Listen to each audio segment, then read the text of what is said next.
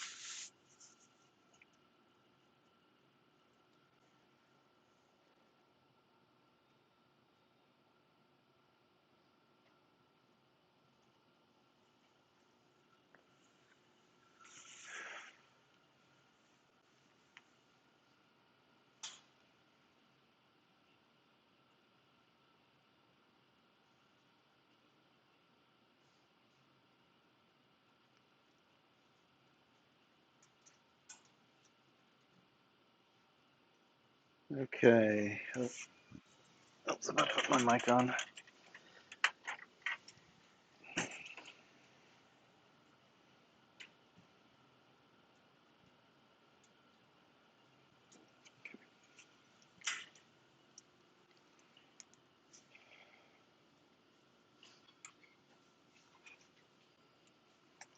Okay.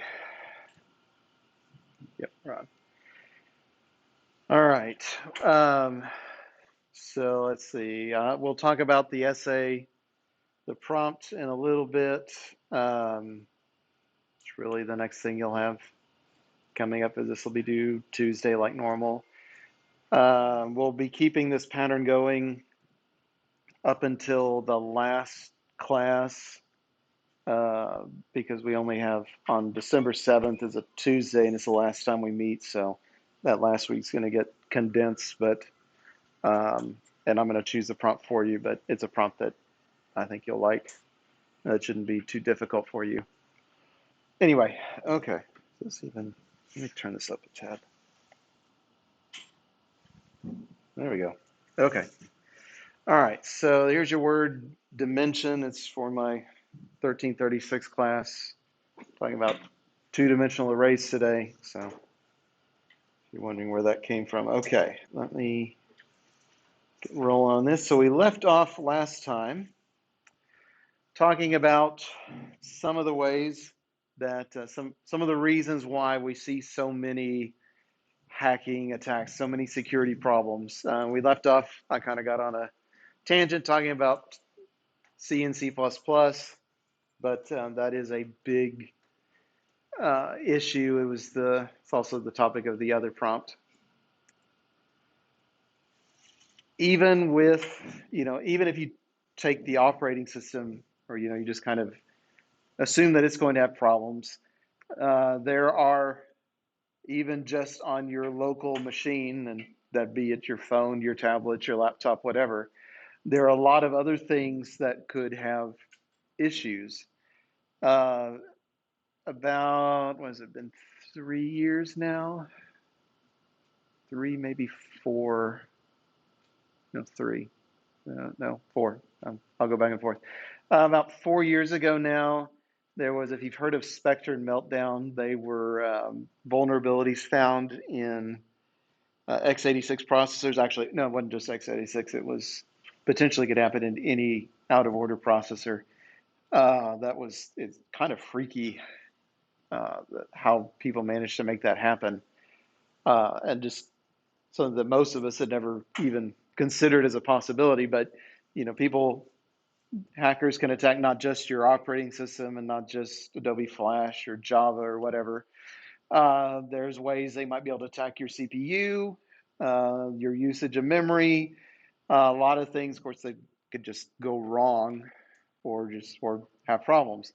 Uh, Device drivers are another area where they're very low level and specialized, and so if you can get a bad a bad device driver on somebody's computer, then you can get access to things.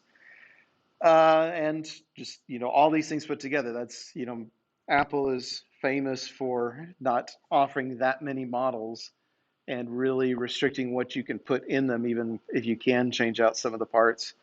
Windows or Microsoft is famous for doing the other way, where there's thousands upon thousands of types of PCs that have been released by now, and all kinds of things you can plug into them, graphics cards and whatever. There was a case, I think it's 2016, one of the first, not the original Windows 10 release, but one of the first updates where it got all through their testing, all through the Windows insiders, everybody, it seemed okay. It got out into the wild, and then a few people started plugging in their Kindles, not the Kindle Fire, the e-ink, just the e-reader one, into their Windows 10 machine. I don't even know why they did. That's normally not something you need to do. They probably just charged. I suppose they were just charging it. But anyway, plugged it into their Windows 10 computer, and the computer blue screened. So, that hard reboot. Microsoft had to release a patch. Lots of ways for things to go wrong or for people to slip in unnoticed. One of the more recent ones was I forget the name of the SolarWinds. That's the name of the company that does supply software to a lot of people.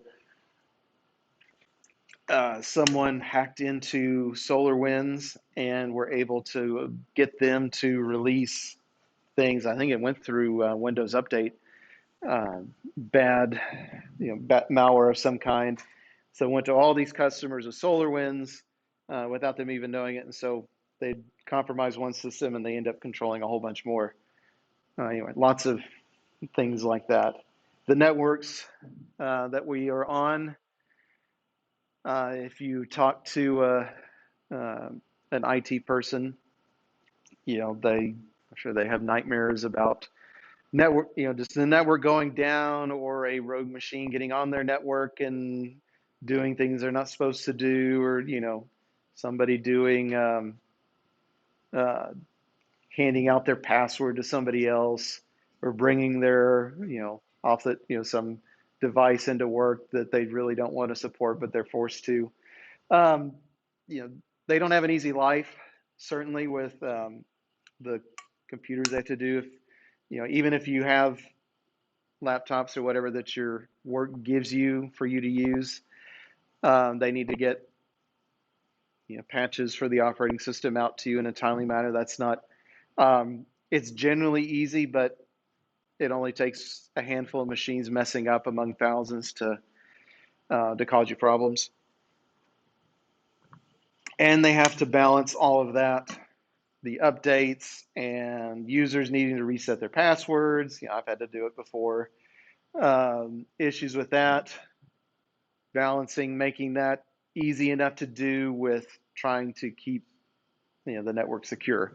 It's a delicate balance to try to strike. And of course, people. I mean, more and more, this is the root of issues, whether it's someone falling for a phishing attack or just using the same password everywhere or using an insecure password. Uh, people are usually the easiest way into a network, because Um, you compromise, if your company has 100,000 employees, just getting compromising one of them will get you a lot of access, one among the 100,000. It may not get you, it probably won't get you everything, but it'll get you into the network, and then you can kind of decide where you want to go from there. And company culture um, can be a thing where, the company is just, we have a network, we set it up, or we do this, write this software, and it's like, oh yeah, we need to make it secure. And then it's kind of let's rush around and see what we can do on the cheap in the last week of development or right before the rollout, whatever. Uh, and not actually, at my work, we'd always hear from our security people like, please, please, please, please talk to us, like when we were going to bid to work on a project. Please, please, please, please talk to us early so we can advise you before you put the bid out to make sure that you have all the security things that you need. You're following all the regulations and whatever that you need, and that all of that is built into the price that you're quoting, because otherwise it's going to be a problem later. So companies can do it. And if you look at, if you've got the book there, it goes through, I believe, the target hack from, I don't know, 6, 7, 8, or 8 years ago. There it is, 2013. It went through, I mean, and it was not a single, um, I compromised somebody or I got somebody's account information and I was in.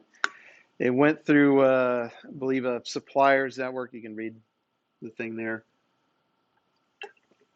And it was not just one thing. In an earlier, when I taught this class a few semesters ago, I had this repeating tagline that one crack may be all you need. That may be true, but sometimes it takes several cracks. But, if you've got a big enough network or enough people that you're targeting, it's not necessarily that uh, difficult to find the crack or the series of cracks that you need to get into somebody's network and do, steal credit card information or whatever you want to do. Do you have a? Oh, okay. Okay. So the last little bit of the slides, we're good on time, is how do we deal with these things? Rather than wait for attack to show up, what can we do proactively?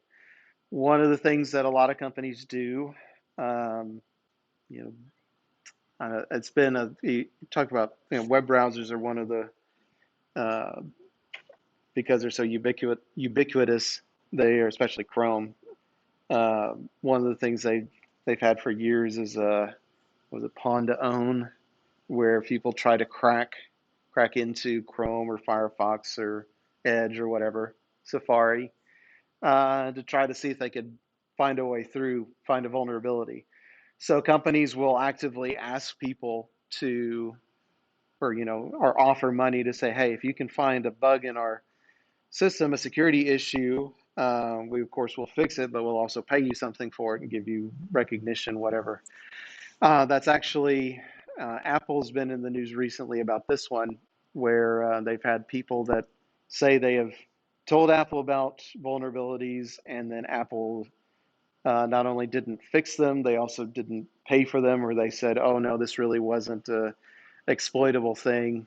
Anyway, um, and companies do this for each other as well. So Microsoft was really hacked off a few years ago because Google found a series of issues in Microsoft Windows, some vulnerabilities, and Google's policy, at least back then, was, I'll tell you about it, and I'm going to start a 90-day clock. If you don't fix it within 90 days, I am going to just tell the world about it as kind of pressure to hurry up and fix it.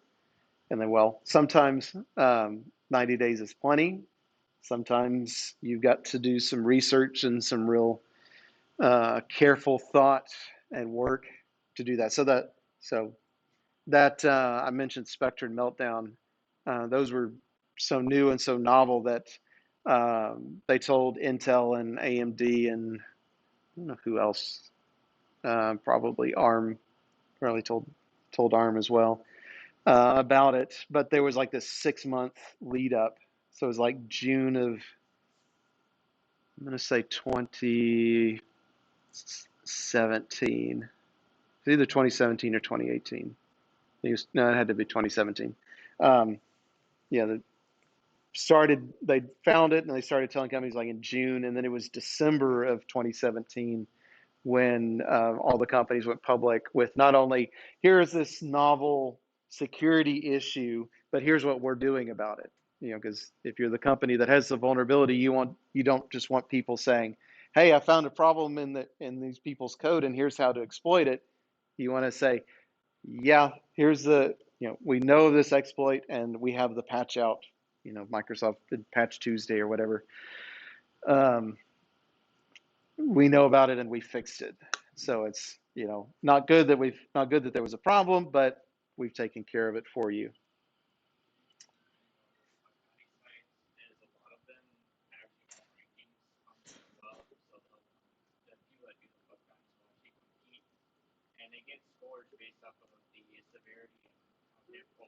Yes. Hmm. How severe it is. Yeah. Yeah. There's um, all these and companies that are Microsoft for when they do Patch Tuesday, they'll rank the things that they fixed. So companies either finding bugs or companies that are dealing fixing their code, they'll give some kind of idea of how bad the bug is. And it's usually on I think it's usually on at least two dimensions. One is just how much you could do with it. The worst being that you get root access and you can do whatever you want on somebody's system, and also just how difficult it is to get for that to hit you. Um, if it takes somebody on your machine, then that's not, that they may be able to do bad things, but it's not super likely that that happens because they have to have physical access to your machine, or if it, a file that's a bogus file. I mean, the worst of the worst is what do they call them? Drive-by attacks, where you just go to a website that's been compromised, and just the fact that you went there and executed the JavaScript on the site means that you get infected as well. Uh, Drive-bys are, well, I think it can also be termed 0 days if they're out in the wild and you don't have to take any action. The user doesn't have to do anything wrong to be affected by it. Those are obviously worse than the ones where you have to steal somebody's laptop first. Not that that's not good, but it's not as bad. So, so obviously, some companies or individuals will do this. Say, "Hey, I found a problem." Microsoft, Google, Apple, and tell them about it, and give them some time to fix it, and hopefully get paid for their work or whatever. Sometimes people will just won't do that. Either somebody, a government or someone else will pay them more money uh, to get to get a hold of an exploit that is not known, is not patched yet, or you may be the NSA or Cyber Command or somebody, and you know of a vulnerability, and you don't want to tell anybody because you might decide to use it one day, and so you want to keep it in your back pocket. Um, so sometimes that happens as well. Generally speaking, when you when you fix a vulnerability, it's usually some kind of patch. You know, if you deal with Microsoft, Patch Tuesday, second Tuesday of every month. So we just had one, this past Tuesday. Bunch, I'm sure. I haven't, not actually don't have a Windows machine I'm using right now, so I haven't been affected directly. Oftentimes, these are kind of what we'd call a band-aid fix, where it's just, okay, we stop this particular exploit and keep going, and maybe not actually, if there's an underlying problem like this subsystem in the OS or whatever that is fragile, we may not address that right now, but hopefully we'll come back and do that later. Um, and really, it's true of any bug, not just security bugs. Uh, there's a give and take between a developer and management and customers as well. Um, Between them to say, okay, how do we go about fixing it? Because if you're the customer and it's a bad problem, you want it fixed right now. If you're the manager, you probably also want it fixed right now because the customers are screaming, probably aren't screaming at the developers, they're probably screaming at somebody higher up. So you want it to be fixed if you're the manager because you want the customers to stop screaming at you. If you're a developer, oftentimes you say, well, I could fix it in a couple of hours, but that's not really going to be a great fix. It'll get us past this problem, but there's more that we want to do. We want to do some refactoring, and getting management to be okay with that, even if it's just like, okay, we'll patch it now, but we need to schedule some time later. I've found through bitter experience that can be difficult to get your management to be, to okay that kind of work. And, and for customers as well, it's like, okay, I'm going to fix something that's already there and already kind of working. You want, that's time I'm not spending creating a new feature or, doing further development. You feel like, it can look to the outside like you're going backwards, even though you're fixing something that needs fixing. But anyway, that's a whole rabbit hole we could go down. Okay, any questions comments about what I've covered? That's the end of the presentation. So we've been following the book, and as I said at the beginning, you do not need to buy the book to do fine in this class. I think you probably figured that out by now. I found out that's true. Next week, though, we're going to be jumping out of the book. I haven't posted it yet. We're going to be talking about, what is it? The CLO is local issues in, or local issues in software development, something like that. We're going to do from a different text, actually something I wrote some years ago. I'll post it on eLearning if you want to read ahead of time. But otherwise, it'll be like next week will be like normal, just different material I'm definitely familiar with. But anyway, so just so you know, and then we have Thanksgiving, and then I guess say it now while I'm thinking about it. I won't have so this week's essay will be due this coming Tuesday. The one for next week, I won't make it due during the break. It'll be due the week we come back. So I think that should be November 30th, that Tuesday. And then the last essay, or then the essay number 6 will be due on December 7th, the last day of class. And there'll be one more essay number 7 that'll be due on the 14th. It's during finals week. But that essay, like I said earlier, that one's going to be, should be the easiest of the ones to write. We'll be talking about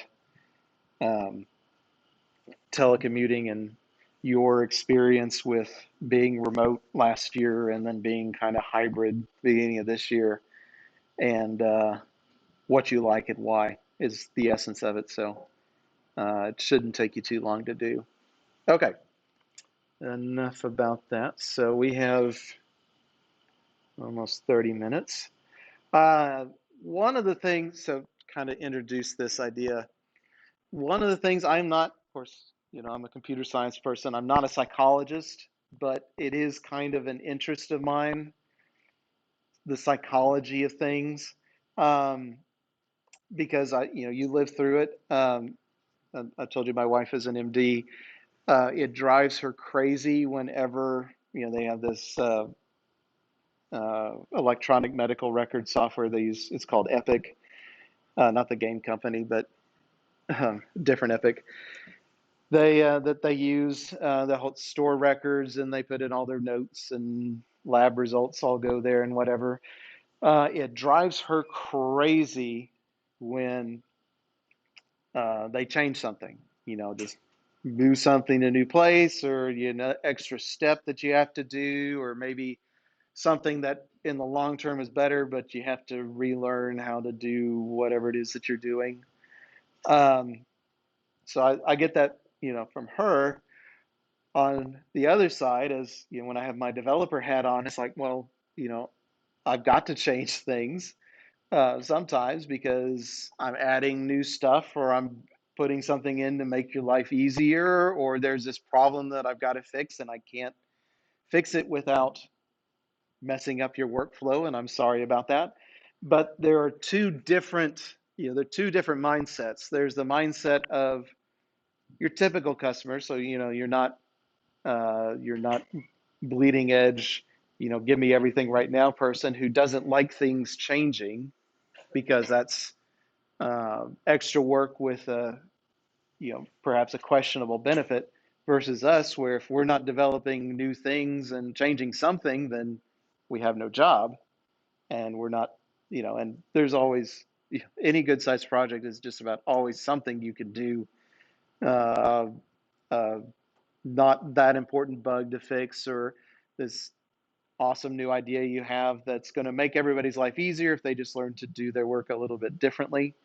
But there's a big tension between those two, and that's what this prompt is getting at. So we've known, it's become more and more obvious over the years that passwords are a problem, and they're a problem partly for just psychological reasons again, because I have a hard time remembering a truly random set of numbers, digits, and special characters, or numbers, letters, and special characters.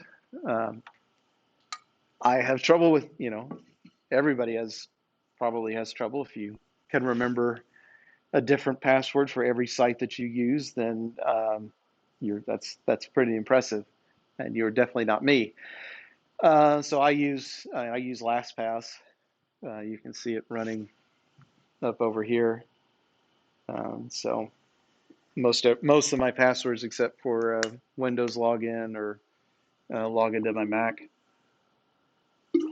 I don't put them in there because I do need to remember those so I can actually get to it. Yeah. That's something that's real quick. I use LastPass too, Uh-huh. but like there are some things here in UTD where you just can't use LastPass for it. So I have a stupid complicated password that I have to go manually type in sometimes, especially Yeah. considering I'm about to go to the testing center like next week. Uh-huh. So I'm probably going to have to make that password weaker for that day. Or worse, have it written down. Yeah. I don't know, because you can't take like anything written Anything. in there. Oh, So it has to be something that you is a can problem. remember. Yeah. I've done so. If you listening to the recording or didn't hear, is problem with LastPass that some things at UTD it either just doesn't work or it would work, but like if you're at the testing center, you can't bring something in with a password written on it, so you're in the position of having to change it right before you go in or something like that. It annoys me at times. I don't use the PC here mainly because I'm recording this, and so um, and I couldn't install my recording software on there. Another reason is that I have my UTD password is long and complicated, and I'd hate to. I've done it before, but it's a pain to type it in. Uh, type it in on this machine just to get in, and then I have to do it, twice a week in every classroom. Anyway, so passwords. As I say, passwords are a problem, and we've bandaged it sometimes with LastPass, 1Password, Apple Keychain if you're in the Apple world completely, stuff like that. But it's a problem on several dimensions. Number one, making passwords that are long enough and actually random. One reason I use a password manager is it can create nonsense stuff at whatever length. make them not guessable.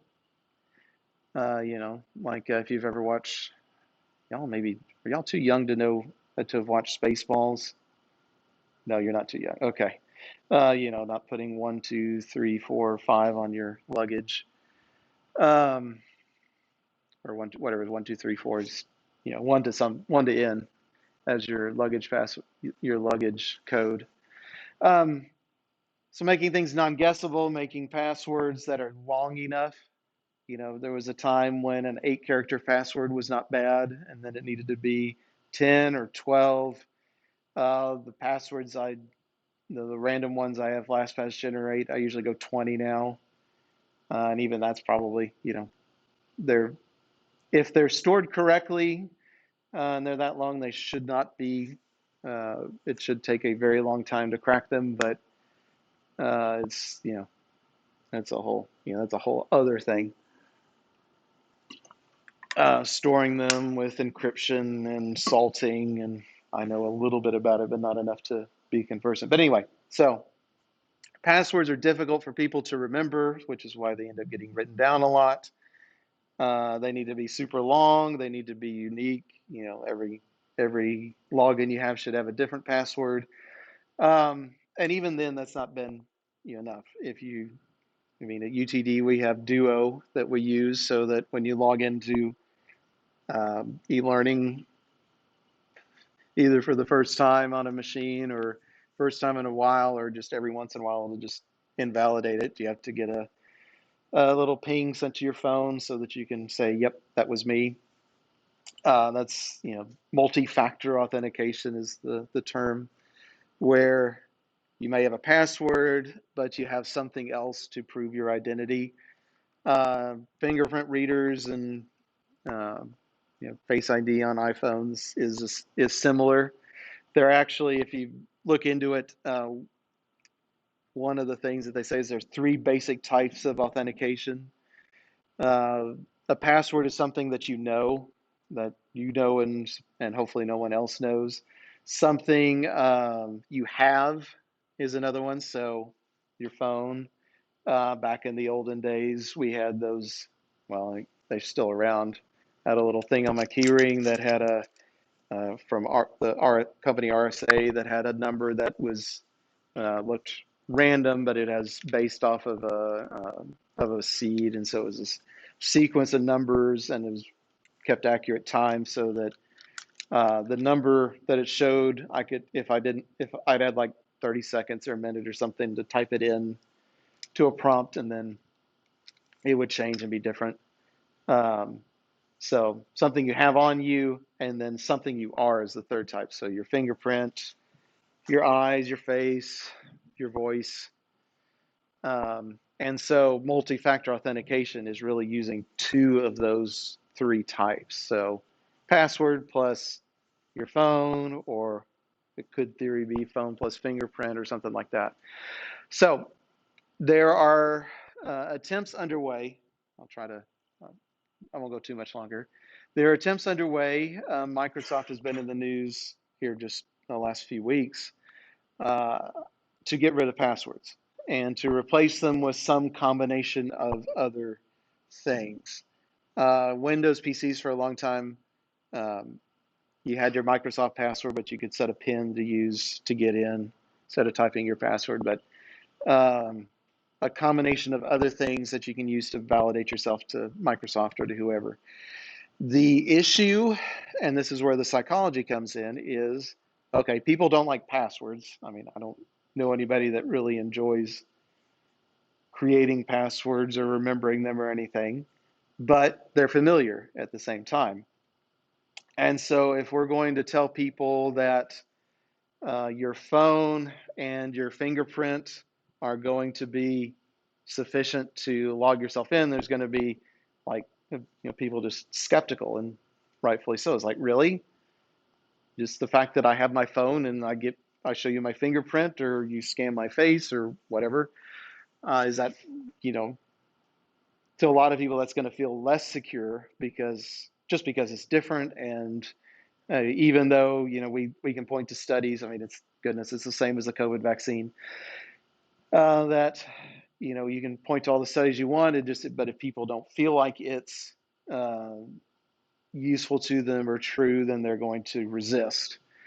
So the thrust of the prompt is, okay, we want to do away with passwords, but at the same time, we need to get people to be comfortable with not using them. And so the challenge you have is, how would you go about and this is before you actually release anything, you don't just drop a change like this onto people because you'd have a riot. But how do you prepare the way and get people to say, okay, it's okay to not have a password. It's okay to use your face or your fingerprint plus phone or YubiKey, one of those things that you plug into your laptop. That'd be something you have beside your phone, a little key you plug in to your phone or your laptop or whatever that helps authenticate you.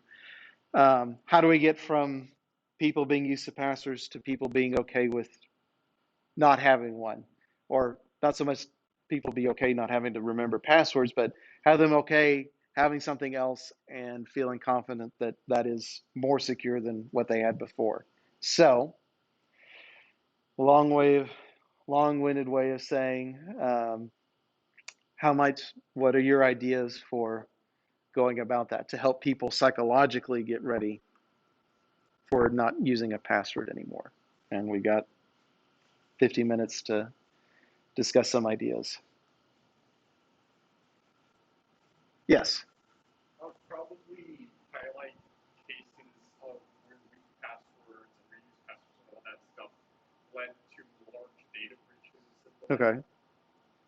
So do like an ad campaign. educate people. It's like, this is what passwords have given us, and so here's, this is going to be better. Okay, yeah, that could certainly be a part of it. Yeah.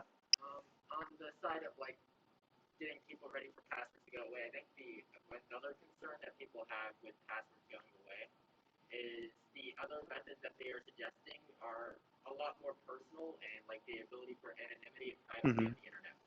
Okay. That's definitely a concern. Is if we're not going to have passwords, that means you're going to have to use something else to authenticate yourself. And it's going to be personalized. Right. And if you're following those, the three things, if we take away the something that you're left with something you have, which can be somewhat anonymous, but something you are, which is not anonymous. I mean, your fingerprint is your fingerprint, and you can't just go and, if your fingerprint gets leaked, you can't just go and change your fingerprint. So yeah, that's definitely a concern to address, or maybe, or have it be with something that uh, two things that you have, or do something along address that. Yeah. There's two things. One thing that's probably helping is the fact that a lot of phones now are using UR. Uh-huh. That probably work towards getting people used to it. I know there's hypothetically you could point to stuff like Mission Impossible with all those wild authentication systems they have. Okay. And go. Yeah. Hey, this is like basically what they're doing. So Uh-huh. I mean, this is secure. Yeah. So yeah, so the so take them in order. So the first thing you said was that people are getting used to doing um, some kind of multi-factor authentication. Um, so that's some of the groundwork is being laid. Is that at least that is an additional thing you do besides your password, uh, and they just have to make the leap to being that's a couple of those things are all you to do. The other one is look at Mission Impossible. Um, I know that could certainly, as example of how bad things happen or how they do, authentication. Um, you definitely, I could see it backfiring. Yeah, I don't remember what movie it was from. But I mean, Well, I know. Well, yeah, but just, see cases. Uh, education is like, yeah, don't watch the movie where they get somebody's fingerprint, somehow they get it off and peel it off and then set that up against the reader. Uh, yeah, I mean, the movie is called Mission Impossible. right. Yeah, it is Mission Impossible for a reason, but yeah, Yeah, yeah, education is going to have to play a factor. I think, do I see another hand over here somewhere? Oh, yeah. Yeah, one of the problems that people probably have with transitioning to a passive voice creature is giving up the control that they would have. Okay. They'd essentially be offering up full control to like whoever it is that is running the site or the application, rather than like having at least some control from the password that they made after that. Okay. It could feel, yeah, it could feel like a loss of control, sure. Especially, if you like take a YubiKey. If you don't know what those are little things that go on your keychain that have a USB interface of some type, or Lightning, I suppose, that you plug in, and that's part of the authentication. It's kind of like the old RSA, the spinning number thing. It's similar in concept to that, where that one is unique to you. You could certainly say losing some control is you have to have, if that's what you're using, you have to have it on you all the time, and probably have a backup in case the first one breaks, and you can get into some bad scenarios that are a lot harder to deal with than just, oh yeah, I forgot my password. How do I reset it? That can be difficult. Right? What else? Yes. Probably have some sort of legislation out there, assuming that this becomes a Okay. widespread enough thing, or it might Hmm. be, where companies can't just have like face libraries of Okay. each and every one of Uh huh. their users. They have to Uh huh. sort of hash that somehow, Okay. so Yep. that if that those libraries are getting leaked, there isn't just a million different Okay. faces available for anyone to Yeah. use. Okay.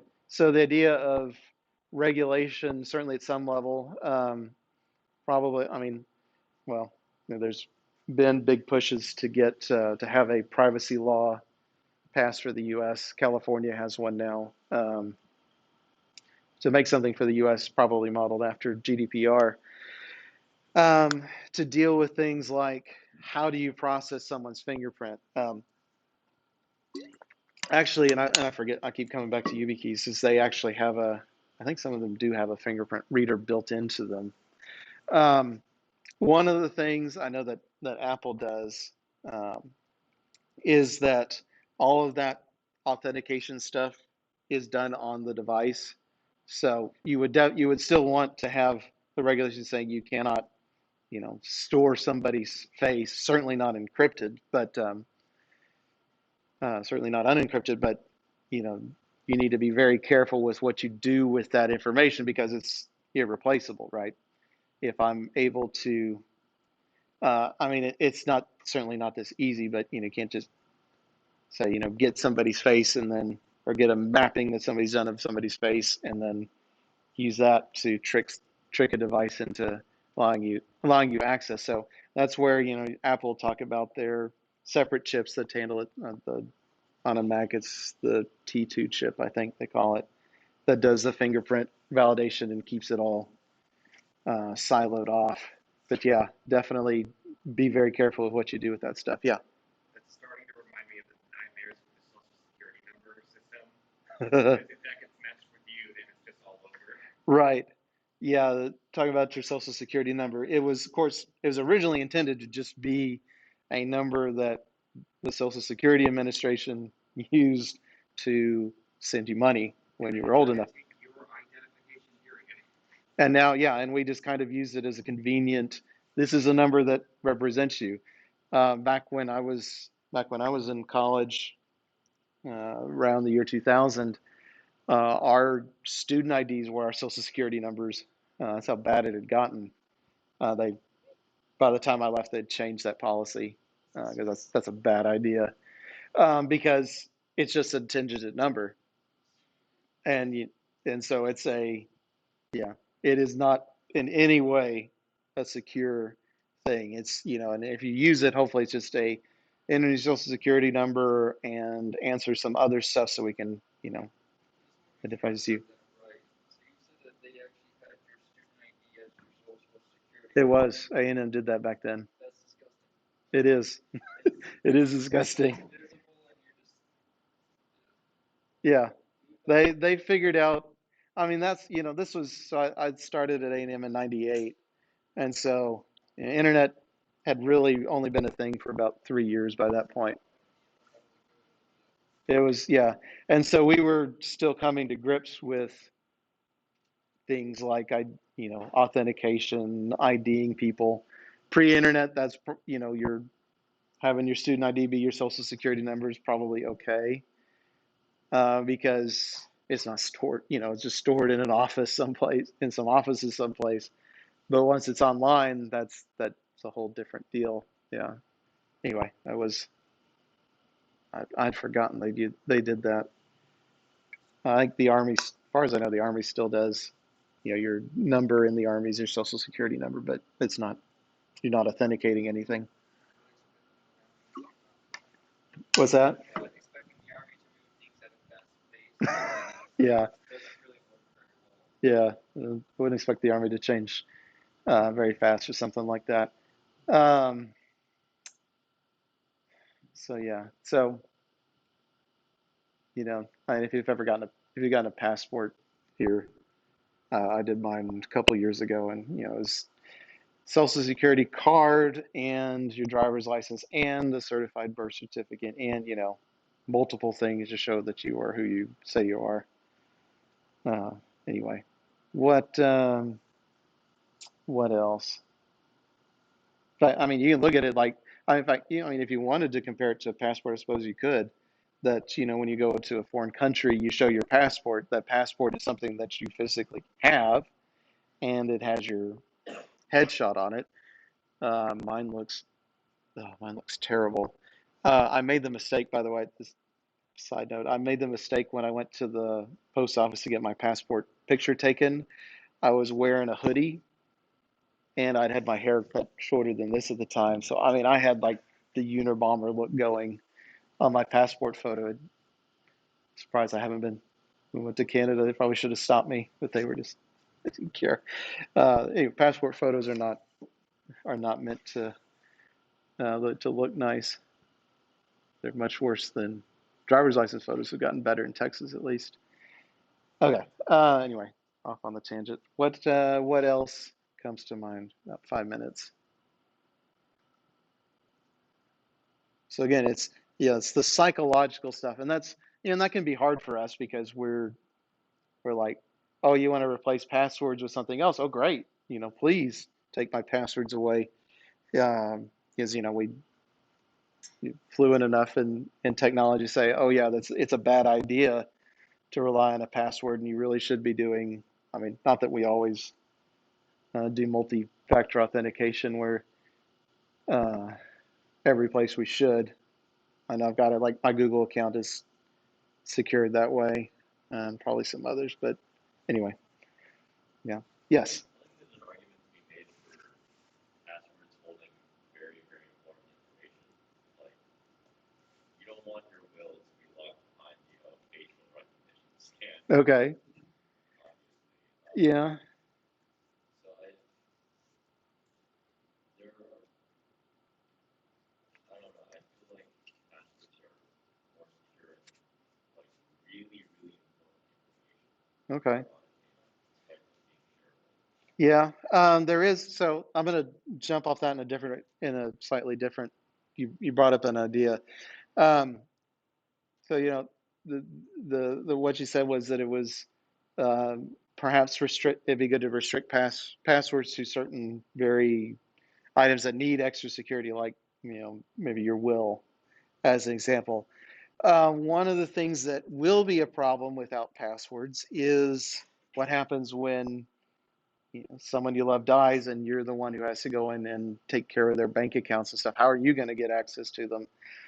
Um, my mom passed away earlier this year, and that's been a thing for me for some stuff where for a trust that predated her, uh, and getting access to things. It's something I'm dealing with off and on right now. In fact, that was just in the news that Apple is coming up with a way that if you die, someone near to you can get access to your iCloud account. One of the things I do um, for my family is I have my I use LastPass, so I have the master password, and my wife has access to it, so that if something happens to me, she can get into everything that all of those accounts if she needs to, um, for whatever purpose. But yeah, that is yeah, and that's not really psychological, but that is a concern of, okay, playing out the different scenarios is like, okay, if I have a password and I give you the password, then you can act as me when you need to. Well, if it's my face that's necessary and I die, or I am in a fire or a car crash or something and my face changes or is not available anymore, then I'm sorry, I'm being morbid, but what do you do in that case? I don't expect you to go to that kind of detail in your essays, but that's kind of the thing that you have to play out, that we have to play out as a society. Say, okay, we want to get rid of passwords. Well, what about the edge cases where passwords actually come in handy, where it's easier to have a password than to authenticate? And I mean, some of those are obviously morbid, but things that would have to be taken care of for something as momentous as that. Hey, a couple more minutes. We got time for one or two more comments. Yes. You could, I guess, increase the severity of the consequences of trying to access somebody's account. Uh-huh. Because if you're using your face or your fingerprint, that could technically be considered an identity theft. Yeah. Okay. Yeah, that's a good point. So if you didn't hear, it was the idea of increasing the penalties for misusing somebody's like biometrics. That is, I don't know if it's still true, but I remember understanding that, if you're stopped by a police officer, they can, I think they cannot force you to put in a pin to your device, but I think they can force you to do a fingerprint. That's one of those things where, uh, enforcement of abuse would be so as part of saying, okay, we're not going, if you have an internet service, you can't use a password anymore. If we're going to legislate that, part of that should also be if you impersonate someone, especially, stealing somebody's biometrics somehow, that, or using them without permission, that should be a bigger penalty, because that is you can do much more damage with that now. Yeah, that's a good point. Anything else? Time? Well, right at time. Okay. Thank you for your comments. I'll get the stuff up for next week's lecture up here soon, and then we'll just kind of keep on rolling. Thank you. Have a good weekend.